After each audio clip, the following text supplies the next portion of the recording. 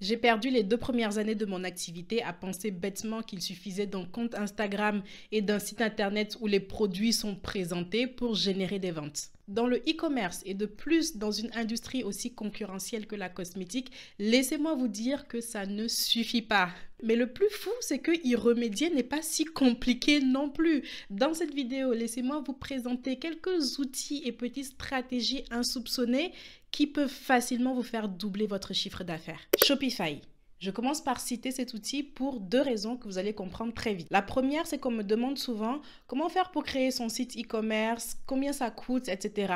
J'ai fait une vidéo d'ailleurs spécifique pour répondre à cette question, mais si vous voulez, pour créer votre site internet, vous avez plusieurs options. Soit vous vous y connaissez tout simplement et vous codez vous-même, soit vous ne vous y connaissez pas tellement comme c'est le cas pour la plupart d'entre nous et vous faites appel à un prestataire extérieur, à un développeur qui va coder pour vous. Cela peut valoir une certaine somme selon la qualité du rendu attendu, le niveau de gamme, si vous devez faire appel en plus à un designer ou pas pour créer la maquette du site internet, ça peut aller de quelques centaines à quelques milliers d'euros. Et sinon, vous avez tout de même la possibilité de faire votre site vous-même, même si vous ne vous y connaissez pas, et pour 0 € à avancer, grâce à des outils comme Shopify. Shopify, c'est une plateforme qui héberge plusieurs modèles de sites qui ont déjà été développés par des professionnels. Ce sont des sites qui sont pensés pour le e-commerce, donc tout est déjà mis en place pour la partie technique. Vous, il ne vous reste plus qu'à venir personnaliser avec votre logo, vos propres couleurs, vos photos, etc. Pour comprendre facilement la différence entre faire coder son site internet par un développeur qui va se servir d'un logiciel comme WordPress par exemple, ou alors aller faire soi-même son site internet sur Shopify, c'est comme si au lieu de construire votre propre maison sur un terrain que vous auriez acheté, vous en louiez une. Les installations sont faites, les meubles sont déjà là, juste vous posez votre joli tapis et un pot de fleurs. Par contre, vous avez un loyer mensuel à payer. Je ne vais pas revenir ici dans les détails des avantages et des inconvénients pour chaque solution de création d'un site e-commerce. Je vous laisserai regarder la vidéo que j'ai faite sur le sujet après celle-ci. Par contre, ceux qui me connaissent savent que j'ai une position très tranchée sur le sujet et je vais vous la partager. J'ai moi-même commencé en faisant appel à un développeur qui a codé sur WordPress à partir d'une maquette qui avait été créée par ma designer. Puis, je suis passée sur Shopify. Donc, j'ai vu un petit peu les deux côtés. Et on va dire que le côté dans lequel je me retrouve actuellement me plaît beaucoup plus et est beaucoup plus performant. C'est d'avoir un site hébergé sur Shopify. Être propriétaire de votre maison, c'est bien, mais quand elle commence à casser, c'est toujours à vous d'appeler le maçon et de payer pour toutes les réparations. Et si c'est votre première maison, que vous vous y connaissiez pas trop, eh bien, il y a des couacs qui surviennent que vous ne savez pas anticiper parce que c'est votre première fois, vous êtes inexpérimenté. Quand vous faites appel à quelqu'un d'autre pour construire votre site e-commerce, vous manquez souvent d'autonomie pour ce qui est des modifications. Si vous voulez finalement changer la position de votre logo, rajouter des éléments sur votre page d'accueil selon la complexité de ce que vous voulez et selon la façon dont votre site vous a été livré, ça peut être un petit casse-tête. Moi, j'étais un cauchemar pour mon développeur parce que j'aime expérimenter des choses et c'est ce qu'il faut faire quand on est e-commerçant. Et non seulement j'aime expérimenter, mais en plus, j'aime être libre. Je veux faire mes expériences seule. Mais comme je ne suis pas une professionnelle, lui, il avait peur que je fasse cracher le site, ce qui d'ailleurs est déjà arrivé.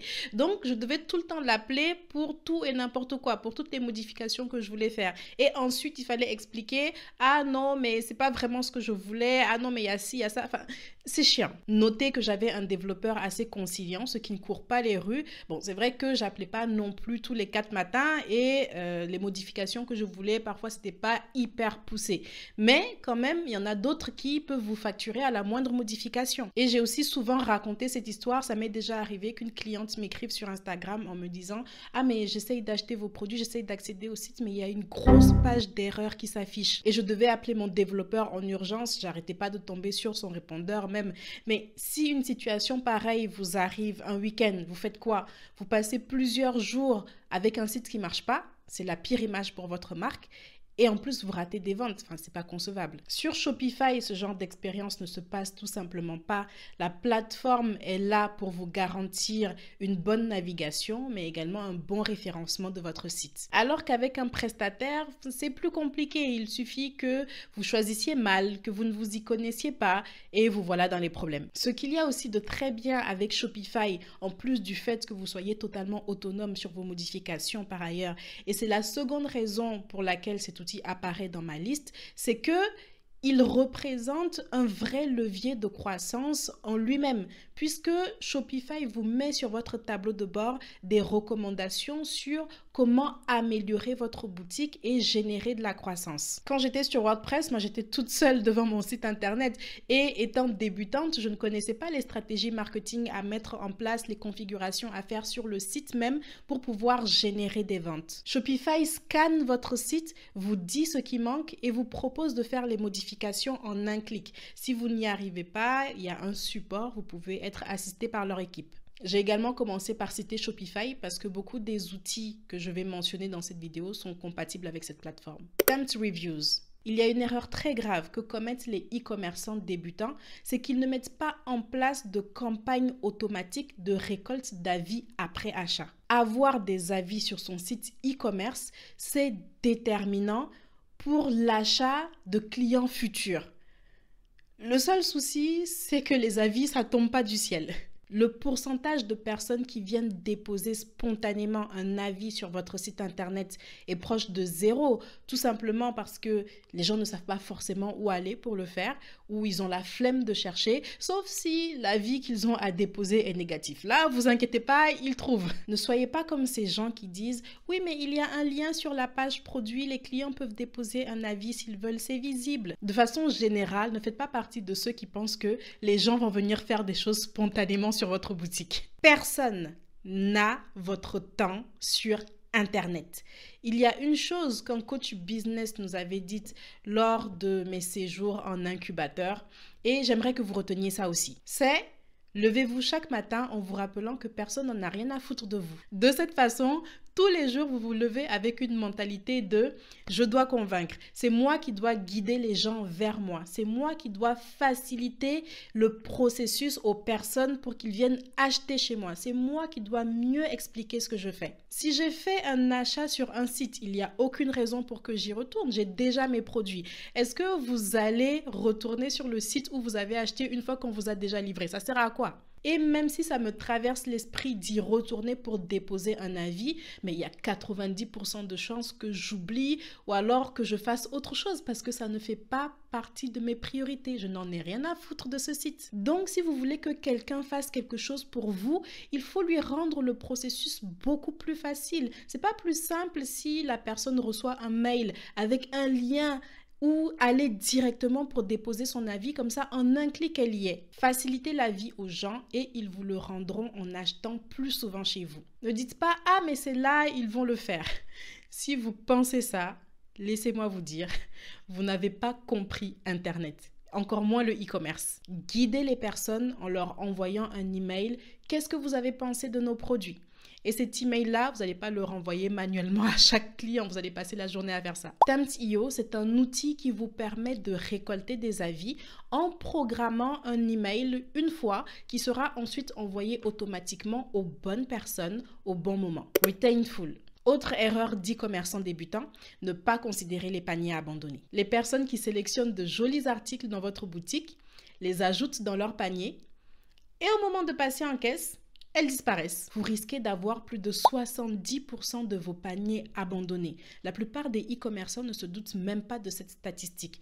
Mais vous pouvez juste vous imaginer qu'est-ce que ça représente en termes de chiffres perdus. Ça nous est tous arrivé de surfer sur Internet, d'aller sur un site qu'on aime bien, d'ajouter plein de produits dans notre panier, puis de partir faire autre chose et de rester là à hésiter pendant 2 jours. J'achète, j'achète pas, j'achète, j'achète pas. Si, juste au moment précis où votre client se demande « je valide mon panier ou pas, j'achète, j'achète pas », il reçoit une bonne raison d'acheter. Un code promo, la livraison gratuite. On est d'accord, ça pèse son poids dans la décision. Ne pas avoir de campagne mail de récupération de paniers abandonnés pour un e-commerçant, c'est comme puiser de l'eau avec une passoire. Arrêtez de gaspiller de l'argent, du temps, des efforts à faire venir des gens sur votre site internet via vos 150 posts sur Instagram si c'est pour ne pas avoir de stratégie pour les garder. Retainful, c'est un outil qui vous permet de programmer des emails automatiques pour faire revenir les gens qui n'ont pas validé leur panier sur votre site. C'est vrai que vous pouvez également faire cette mise en place directement sur Shopify, mais moi je trouve que leurs outils sont plus limités. Tidio, une application de chat en ligne pour répondre aux questions des visiteurs. Même si les gens n'ont pas forcément de questions sur le moment, ça nous rassure tous quand on arrive sur un site qu'on ne connaît pas, de voir que en cas de problème, il y a un support pour nous aider. Ça fait partie de votre job et c'est même une grosse partie de votre job quand vous êtes une marque de rassurer les gens pour qu'ils achètent chez vous. Parce que tout peut arriver sur Internet.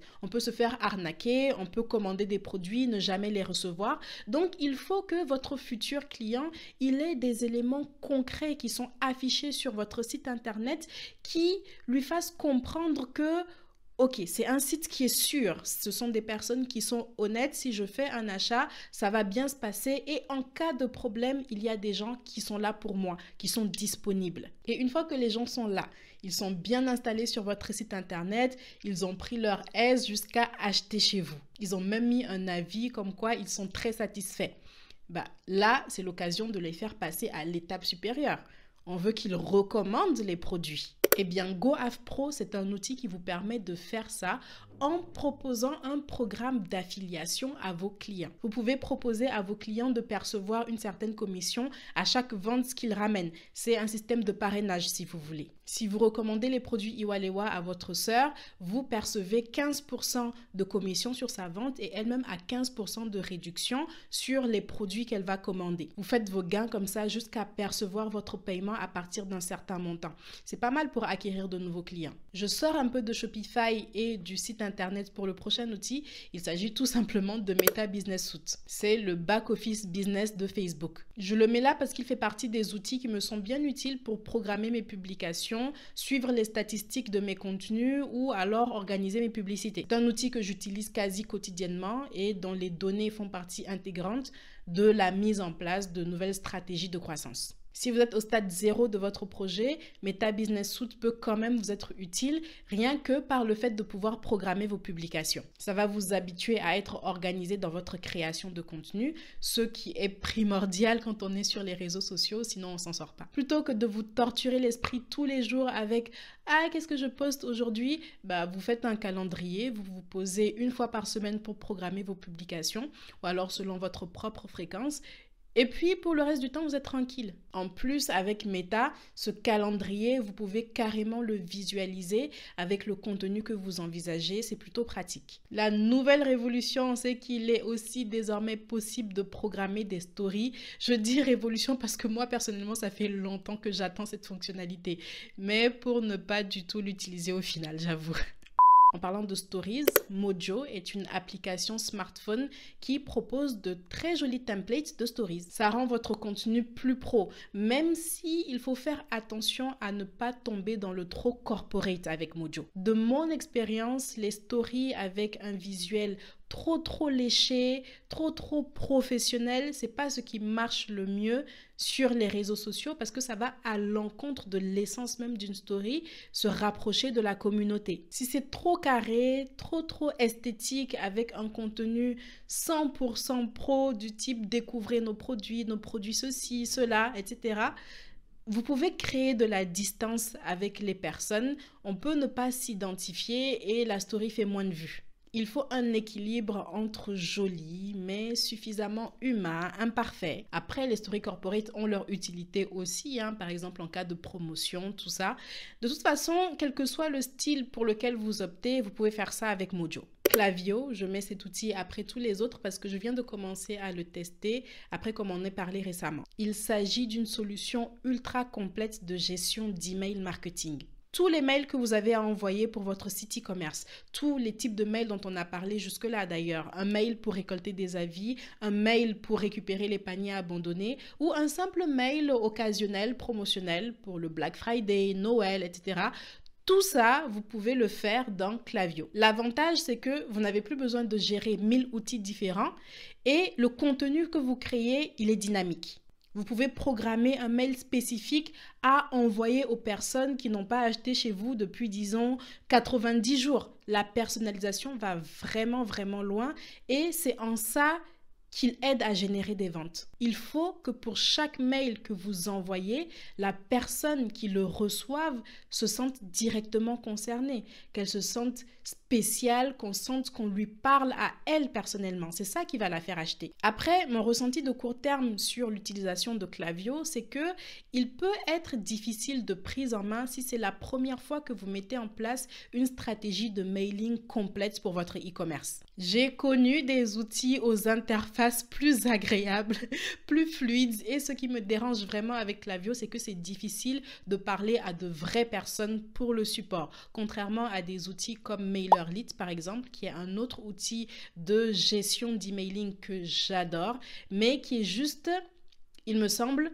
moins poussé et moins tourné vers la vente que Klaviyo. Mais la prise en main de Klaviyo n'est pas insurmontable non plus et le jeu en vaut la chandelle parce qu'au final, une fois que vous avez configuré tous vos emails, vous n'y revenez plus. Vous avez juste à le faire une fois. Ensuite, ils sont envoyés automatiquement de la façon dont vous les avez programmés et vous générez comme ça des ventes de façon passive. C'est à tester. Si ça vous intéresse que je vous partage mes résultats avec Klaviyo ou si vous voulez juste en savoir plus sur l'importance du mailing et comment mettre ça en place pour votre e-commerce, juste dites-le moi et je pourrais faire une vidéo dédiée. Ah, et si vous envisagez de créer votre marque de cosmétiques, j'ai également une formation gratuite.